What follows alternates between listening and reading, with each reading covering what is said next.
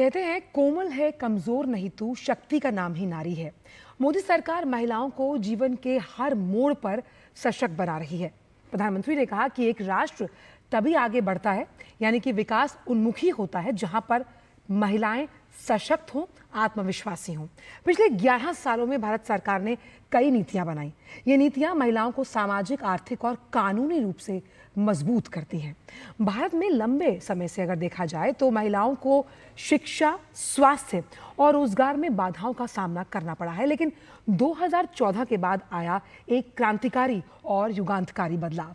प्रधानमंत्री की अगुवाई में महिलाएं अब भारत के विकास का केंद्र हैं, यानी कि जब भी अब विकास के मॉडल की बात करेंगे तो महिलाओं को सशक्त तौर पर आगे लेकर जाना सरकार की प्रतिबद्धता में शामिल है।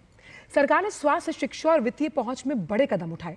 नारी शक्ति अब राष्ट्रीय मिशन है और इस लक्ष्य को लेकर हर महिला को सम्मान और सुरक्षा देना सरकार की प्रतिबद्धता में शामिल है। और इसी खास कार्यक्रम में आप सभी का स्वागत है। मैं हूं आसिल गुलाटी गुम्मट। तो आइए सीधे शुरुआत करते हैं इस कार्यक्रम की।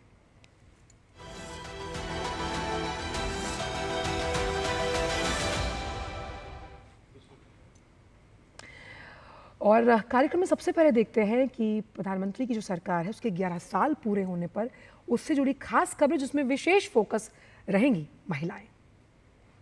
तो प्रधानमंत्री नरेंद्र मोदी ने एक्स पर देश की नारी शक्ति को समर्पित आज कुछ अहम पोस्ट किए। प्रधानमंत्री ने अपने पोस्ट में कहा कि पिछले 11 वर्षों में देश में महिलाओं की अगुवाई वाले विकास को नए सिरे से परिभाषित किया गया। स्वच्छ भारत के माध्यम से सम्मान सुनिश्चित करने से लेकर जनधन खाता जो खाते हैं उनके माध्यम से वित्तीय समावेशन तक विभिन्न जो पहल हैं उसमें हमारी नारी को शक्ति के साथ साथ सशक्त बनाने पर ध्यान केंद्रित किया गया। उज्ज्वला योजना ने जहां कई घरों को धुएं से मुक्ति दिलाई, वहीं मुद्रा ऋणों ने लाखों महिलाओं को उद्यमी बनाया और अपने सपनों को साकार करने के लिए सक्षम भी। प्रधानमंत्री आवास योजना में महिलाओं के नाम पर घरों ने भी उल्लेखनीय प्रभाव डाला। बेटी बचाओ बेटी पढ़ाओ ने बालिकाओं की सुरक्षा के लिए राष्ट्रीय आंदोलन चलाया। विज्ञान, शिक्षा, खेल, स्टार्टअप और सशस्त्र बलों सहित सभी क्षेत्रों में महिलाएं उत्कृष्ट प्रदर्शन कर रही हैं और कई लोगों के लिए प्रेरणा स्रोत भी हैं। वहीं प्रधानमंत्री ने एक्स पर अपने संदेश में कहा कि हमारी माताओं, बहनों और बेटियों ने वो दौर देखा जब उन्हें कदम कदम पर मुश्किलों का सामना करना पड़ता था, लेकिन आज वो न सिर्फ विकसित भारत के संकल्प में बढ़ चढ़कर भागीदारी निभा रही है, बल्कि शिक्षा और व्यवसाय से लेकर हर क्षेत्र में मिसाल कायम कर रही हैं। बीते 11 वर्षों में हमारी नारी शक्ति की सफलताएं देशवासियों को गौरव से भरने वाली हैं। पहले घर घर में चूल्हा और धुआं दोनों थे, अब वहां चेहरे खिलते हैं। बेटियों का स्कूल जाना एक सपना था, अब हर बेटी देख रही है एक बड़ा सपना। खुद का व्यापार सोच से बाहर था, आज करोड़ों नारी है एक व्यापारी। शादी करके घर तो आई, पर वो घर घर न था। आज पक्के घरों में रिश्ते और पक्के हो रहे हैं। इन 11 सालों में तेज प्रगति के साथ एक नया इतिहास भी रचा गया है।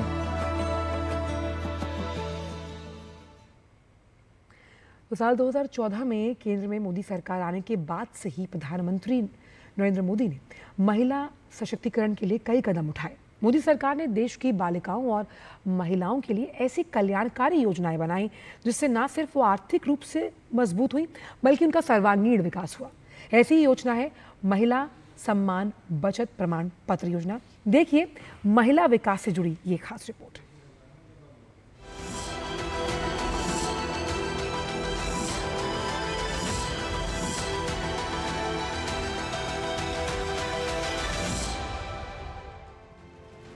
प्रधानमंत्री नरेंद्र मोदी की सरकार पिछले 11 वर्षों से देश की बेटियों और महिलाओं को आत्मनिर्भर और सशक्त बनाने के लिए निरंतर कार्य कर रही है। महिलाओं की सामाजिक, शैक्षिक, स्वास्थ्य और आर्थिक विकास के लिए अनेक कल्याणकारी योजनाओं की शुरुआत की है। इन योजनाओं का उद्देश्य है महिलाओं को समान अधिकार देना, उन्हें स्वावलंबी बनाना और समाज में उनके योगदान को बढ़ाना। भारत की विकास यात्रा में महिलाओं की संपूर्ण भागीदारी में है और इसलिए हम हमारी माताओं बहनों की मुश्किलें कम करने पर हम जोर देंगे। इसी क्रम में भारत सरकार द्वारा महिला सम्मान बचत प्रमाण पत्र योजना की शुरुआत की गई। ये योजना विशेष रूप से महिलाओं और बालिकाओं को ध्यान में रखकर बनाई गई है, जिससे वो छोटी बचत के माध्यम से आर्थिक रूप से सशक्त बन सकें। माननीय मोदी जी, प्रधानमंत्री जी महिलाओं का विशेष ध्यान रखते हुए एक महिला बचत सम्मान योजना मोदी जी ने स्टार्ट की, जिसमें घर में कोई भी महिला, कोई ज़रूरी नहीं कि एक ही महिला, जितनी भी महिला घर में हो वो सभी जो है अपना अकाउंट महिला सम्मान योजना में खुलवा सकते थे और उस पर बड़ा अच्छा ब्याज मोदी जी ने दिया। इस योजना से देश की महिलाओं को आर्थिक मजबूती मिली है, जिसकी वजह से महिलाएं स्वावलंबी हो रही है। नरेंद्र मोदी जी ने महिला सम्मान योजना एक निकाली है, बड़ी यूज़फुल और लेडीज़ के लिए तो बहुत अच्छी है, क्योंकि एक तो रेट ऑफ इंटरेस्ट बहुत अच्छा है इसके अंदर और शॉर्ट टर्म के लिए है ये 2 इयर्स के लिए ओनली। और इसमें क्या है कि हम लोग छोटा छोटा अमाउंट भी डाल के, जो एक महिला है, जो घरेलू औरतें हैं, छोटा छोटा अमाउंट डाल के वो अपना कर सकती हैं और 2 साल के अंदर उसको पैसा भी अच्छा मिल जाएगा।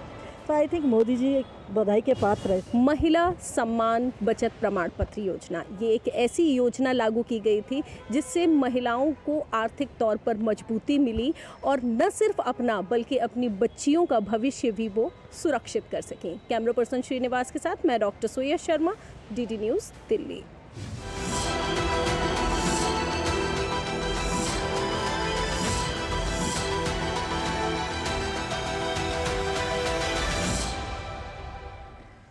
और हमारे इस खास कार्यक्रम जहां हम महिला सशक्तिकरण के 11 वर्षों के बारे में चर्चा करेंगे, बेहद 2 खास मेहमान हमारे साथ जुड़ रही हैं। हमारे साथ जुड़ रही हैं दक्षिता दास मैडम, पूर्व अपर सचिव वित्त मंत्रालय। आपका बहुत बहुत स्वागत है दक्षिता जी। और साथ ही स्टूडियो में मेरे साथ मौजूद हैं प्रोफेसर रीता सिन्हा, हिंदी विभाग, इग्नू। आप दोनों का ही बहुत बहुत स्वागत है। पहला सवाल दक्षिता जी आपसे यही है कि जिस तरह का युगांतकारी और क्रांतिकारी बदलाव हमने पिछले 1 दशक में महिलाओं के क्षेत्र में देखा है, जहां पर अब विकास की परिभाषा महिला की सशक्तिकरण से शुरू होती है, इसे आप किस तरह से देखती हैं? बहुत सारे कदम लिए गए हैं पिछले 11 साल में, जो कि किसी भी महिला का, जिसे कहते हैं होलिस्टिक डेवलपमेंट, संपूर्ण रूप से उसके विकास की तरफ फोकस्ड है जी। अब आप पहले भी आपने कहा जैसे हम केवल शिक्षा या स्वास्थ्य के ऊपर ध्यान देते थे, लेकिन अब हमने इनके रोजगार पर बहुत ध्यान दिया है और कई छोटे छोटे कदम हैं, जैसे औरतों का एनडीए से पास आउट करना। इस बार आपने देखा 17 कैडेट पास आउट हुई हैं। औरतें जो हैं आपका, उनको जेम पोर्टल में आ गई हैं और आप देखिए वो वुमनिया स्कीम के तहत वो कितना सप्लाई चेन में जुड़ गई हैं। आपकी 2 जो दीदी स्कीम है गांव की, जो आपका मुद्रा स्कीम है, इन सबको देखा जाए तो महिलाओं के लिए कई कदम लिए गए हैं और उससे मुझे लगता है कि आज की तारीख के, आज की जो लड़की जो पैदा हो रही है या जो शिक्षित हो रही है, जो आगे जाएगी, उसके लिए बड़ा अच्छा प्लेटफॉर्म है अपने आप को स्वाभिमान समझना और आगे की तरफ बढ़ना। वहीं प्रोफेसर सिन्हा, अगर हम आर्थिक सशक्तिकरण की बात करें, ये कितना बड़ा गेम चेंजर साबित हुआ फैसला लेने में, खासतौर पर जब महिलाओं ने अपने आप को जुझारूपन से उठकर इस सोच में एक बदलाव के तौर पर लिया? देखिए, मोदी सरकार ने सबसे पहले तो यह ध्यान दिया, जैसे कि आपने अभी चर्चा की, बेटी बचाओ बेटी पढ़ाओ। इसके पीछे एक मनोवैज्ञानिक कारण है और समाजशास्त्रीय पक्ष आप देख सकती हैं, और साथ साथ इसमें बेटी पढ़ाओ जब यहाँ चर्चा होती है तो इसके पीछे कहीं न कहीं आर्थिक सशक्तिकरण की ही बात आती है। और अगर बेटियाँ पढ़ती हैं, वह स्वतंत्र बनेंगी और स्वतंत्र रहकर, अपने पैरों पर खड़ी रहकर वो आर्थिक दृष्टि से पूरी तरह आत्मनिर्भर रहेंगी। तो इससे न केवल लड़कियों का विकास होगा, स्त्रियों का विकास होगा, बल्कि देश का और समाज का भी विकास होगा। अब देखिए, मोदी सरकार ने कई योजनाएं चलाई और आपने देखा कि मोदी सरकार ने जिस तरह से सशक्तिकरण के लिए, लड़कियों के, स्त्रियों के सशक्तिकरण के लिए जो ऋण योजना शुरू की थी और जिस तरह से उनको ऋण दिया गया था, उससे महिलाएं बहुत अधिक सशक्त हुई हैं और उनका सम्मान ही नहीं बढ़ा है बल्कि उनका आत्मविश्वास भी काफ़ी अधिक बढ़ा है। और अगर आर्थिक दृष्टि से महिला या लड़कियां स्वतंत्र हो जाती हैं तो फिर हमारे समाज का भी काफ़ी अधिक विकास होता है। दक्षिता जी, जिस तरह से जो हम इन ग्राफिक्स के ज़रिए कुछ बहुत बेहतरीन आंकड़े दिखा रहे हैं, जिस पे ख़ास तौर पर जो सेल्फ हेल्प ग्रुप्स यानी स्वयं सहायता समूह जो हैं, उनसे जब महिलाएं जुड़ी तो जो मुद्रा ऋण है उसको भी धार मिली, और किस तरह से कई ऐसे अलग अलग सेक्टर्स जो कि अनकन्वेंशनल थे उसमें महिलाएं जो है फ्लाइंग कलर्स के साथ सामने हैं, जिसमें हम ड्रोन की बात करते हैं, हम तकनीक से उन्नत क्षेत्रों की बात करते हैं। ये जो बदलाव है ये किस तरह अंकित करता है आने वाले समाज की एक नई अभिप्राय को? महिलाओं को अपनी जगह मिल गई है।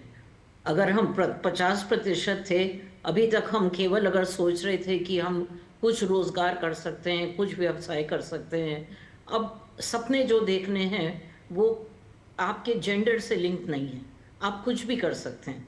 और वो एक बहुत बड़ा हम एक मोड़ पर आ गए हैं इस देश में, जिसमें कि महिलाएं कोई भी सपने जो हैं अपने देख सकती हैं।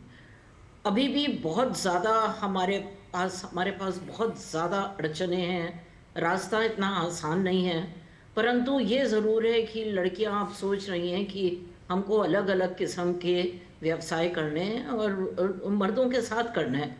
और आपका इतनी सारे नियम आ गए हैं, आप ये जैसे वो ही देख लीजिए कि सेक्सुअल हरासमेंट वुमेन प्लेस की बात जो आती है, अब लड़कियां जो हैं उनको मालूम है कि भाई आपका काम करने का जो स्थान है वो सुरक्षित है। तो आपको क्या हो रहा है कि जगह जगह से बांधा जा रहा है कि भाई आपको हम एक तरीके का प्लेटफॉर्म दे रहे हैं कि आप अपने सपनों को पूर्ण रूप से साकार करें, और वो एक बहुत बड़ी चीज़ हो गई है। सिन्हा जी, अगर हम इसे ऐसे देखें, ये जो सोच में बदलाव है, यानी कि पहले ऐसे होता था कि अगर आप वोट डालने जा रहे हैं तो जो घर का पुरुष है, जिस तरह से जो वोटिंग पैटर्न वो अपनाता है, महिलाओं से उसी सोच के साथ वोट करने के लिए कहा जाता था। ये जो सोच का बदलाव है, चाहे वो आर्थिक लिहाज से आया हो, सामाजिक लिहाज से आया, राजनीतिक लिहाज से आया, ये सोच और अभिव्यक्ति की आज़ादी कितनी अहम हो जाती है आने वाले सालों के लिए, उन आने वाली लड़कियों के लिए जो कई ऐसे क्षेत्रों में कदम रखना चाहेंगे जिसे हम हमेशा से मेल ओरिएंटेड मानते थे। जी देखिए, पितृसत्ता की अपनी एक जो मानसिकता थी, उसमें जो संकीर्णताएं थीं, उससे स्त्री बहुत पीछे चली गई, महिलाएं बहुत पीछे चली गई थीं।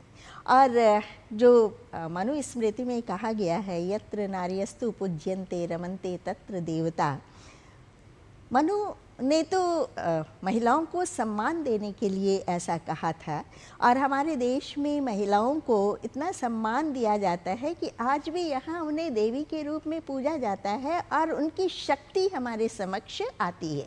जब हम दुर्गा पूजा में देखते हैं माँ दुर्गा के रूप को, माँ काली के रूप को, तो उनका जो सशक्तिकरण है, उनका जो सशक्त पक्ष है, वह हमारे सामने आता है। लेकिन जो पितृसत्ता थी उसने कभी भी महिलाओं को आगे बढ़ने नहीं दिया, क्योंकि उनका एक अहंग था, पुरुषों का अहंग। लेकिन आज हम जिस तरह से देख रहे हैं कि यह अहंग कहीं न कहीं खंडित तो हुआ है। महिलाओं ने यह सिद्ध कर दिया है कि वो किसी भी क्षेत्र में पुरुषों से कम नहीं है। आज आप देखिए ना, सोफिया कुरैशी की बात कर लीजिए, कर्नल सोफिया कुरैशी की बात करते हैं, या विंग कमांडर व्योमिका सिंह की बात करते हैं, तो हमारे देश में उन्होंने यह सिद्ध कर दिया कि आज वे नेतृत्व कर सकती हैं। नेतृत्व के क्षेत्र में, सेना के नेतृत्व के क्षेत्र में, और युद्ध की जो रणनीति है, और उसमें उन्होंने जो अपने कौशल का परिचय दिया है, इससे यह सिद्ध हो गया है कि महिलाएं किसी भी क्षेत्र में कम नहीं हैं, और वे पुरुषों की अब बातों में रहने वाली नहीं है। ये पुरुषों के साथ कदम से कदम मिलाकर चलने की उनकी जो प्रतिबद्धता है, वह हमारे समक्ष खुलने लगी है। महिलाएं ऐसा नहीं है कि वे पुरुषों को नकार रही हैं। जहाँ पर उन्हें लगता है कि पुरुष उनके सहभागी हैं, उनके मित्र हैं, और और वे उनके सहायक हैं, वह निश्चय ही महिलाएं उनके साथ कदम से कदम मिलाकर चल रही हैं और उनकी बातों को सुन भी रही हैं। लेकिन जहां उन्हें लगता है कि वहाँ पुरुषों का अहंग है और वह किसी न किसी रूप में उनके जीवन को या उनकी प्रतिभा को, उनकी योग्यता को नकारने के लिए प्रतिबद्ध हैं, तब महिलाएं यह सिद्ध कर देती हैं कि वह किसी भी क्षेत्र में पुरुषों से कम नहीं है। बिल्कुल, और इसीलिए कहते हैं कि खुद ही को कर बुलंद इतना कि हर तकदीर से पहले खुदा बंदे से खुद पूछे बता तेरी रज़ा क्या। और कुछ ऐसे ही महिलाओं ने अपने आप को सशक्त, आत्मविश्वास से लबरेज बनाए। वक्त एक छोटे से ब्रेक का है, ब्रेक के उस पार पे ये चर्चा रहेगी जारी।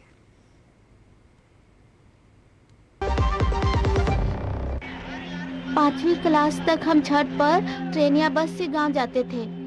2 दिन लग जाते थे आने जाने में। पर अब तो मोदी जी ने यहाँ एयरपोर्ट बनवा दिया है। अब हर छत पे हम चारों मजे से प्लेन में जाते हैं। इस नए भारत ने विकसित भारत का रनवे बनते देखा है। ऊंची उड़ान भी यही लेंगे। जो लक्ष्य चुना था समझ आने लगा है। GLA यूनिवर्सिटी, उच्च लक्ष्यों की निश्चित प्राप्ति। मेरी पसंद, मेरी पसंद, मेरी पसंद, मेरी पसंद, हमारी पसंद, हम सबकी पसंद। मजबूत देश का मजबूत सरिया हो गया स्टील। टाइम पे खा लेना और प्लीज बाइक धीरे चलाना जी। और ये तुम्हारी सेफ्टी के लिए। अरे एक बात तो रह गई। LIC, ये हमारी सेफ्टी के लिए। दिल की सुनो, LIC चुनो। LIC हर पल आपके साथ।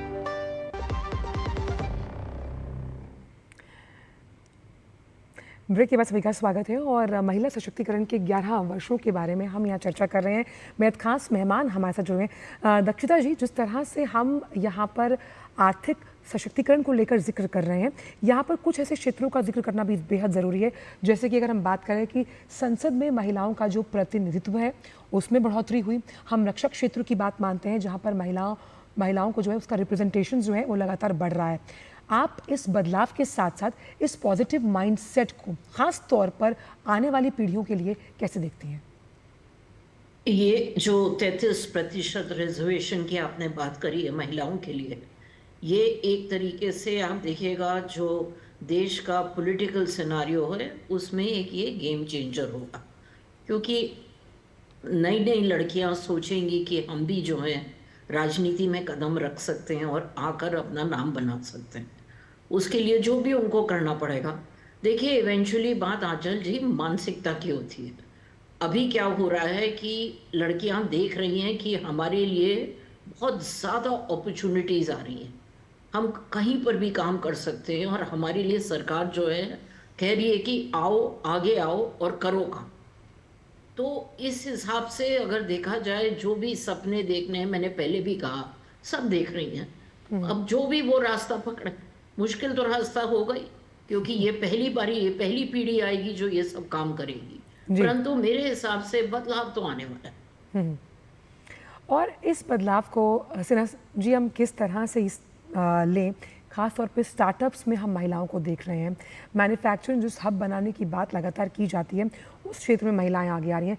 आर्टिफिशियल इंटेलिजेंस यानी तकनीक की गुणवत्ता, जिसमें महिलाएं मुखर और प्रखर रूप से भाग ले रही हैं। जी देखिए, मैथिली शरण गुप्त को अगर आप लोगों ने पढ़ा होगा तो उन्होंने कहा था, अबला जीवन हाय तुम्हारी यही कहानी, आंचल में है दूध और आँखों में पानी। लेकिन अब वह स्थिति बिल्कुल नहीं है। स्त्रियां, लड़कियां काफ़ी सचेत हो गई हैं। उन्हें लगने लगा है कि उनके भीतर क्षमता है, उनके भीतर योग्यता है और मोदी सरकार निरंतर उन्हें इस योग्य बनाने के लिए प्रतिबद्ध है।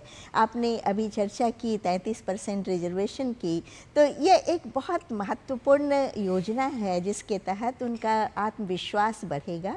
और अभी आप देखिए कि 12वीं का रिज़ल्ट आया है, उसमें लड़कियों की जो स्थिति है लड़कों से काफ़ी आगे हैं। इसके अतिरिक्त जो भी परीक्षाएं हो रही हैं उसमें लड़कियां कहीं ना कहीं बाजी मार रही हैं, लड़कों से वे काफ़ी आगे निकल रही हैं। तो यह जो न्यूटन का थर्ड लॉ है ना कि रबड़ को जितना दबाइएगा वह उतनी ही प्रतिक्रिया व्यक्त करेगा, उतनी ही जोर से ऊपर आएगा। तो यहाँ हम लड़कियों के जीवन में भी उसी तरह के बदलाव को देखते हैं कि आज लड़कियों को लगने लगा है कि नहीं, मुझे बहुत दबाया गया है और अब नहीं, और इसलिए वो निरंतर प्रयासरत हैं, प्रयत्नशील हैं, वो निरंतर कोशिश में लगी हैं और वे कामयाबी की ओर निरंतर अग्रसर हो रही हैं। बिल्कुल, और ये कामयाबी दिन दूनी रात चौगुनी कैसे प्रगति करेगी जब हम सतत विकास की बात करते हैं, इस पर भी करेंगे चर्चा। वक्त एक और छोटे से ब्रेक का।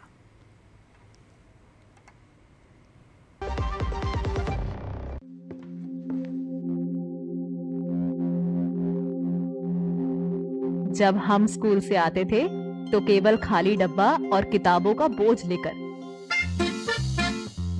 और ये देखो आज के बच्चे स्कूल से इनोवेशन लेकर घर आते हैं। इस नए भारत ने बचपन से ही इनोवेशन का कल्चर देखा है। यही बनाएगा पीएम मोदी के सपनों का विकसित भारत। जो लक्ष्य चुना था समझ आने लगा है।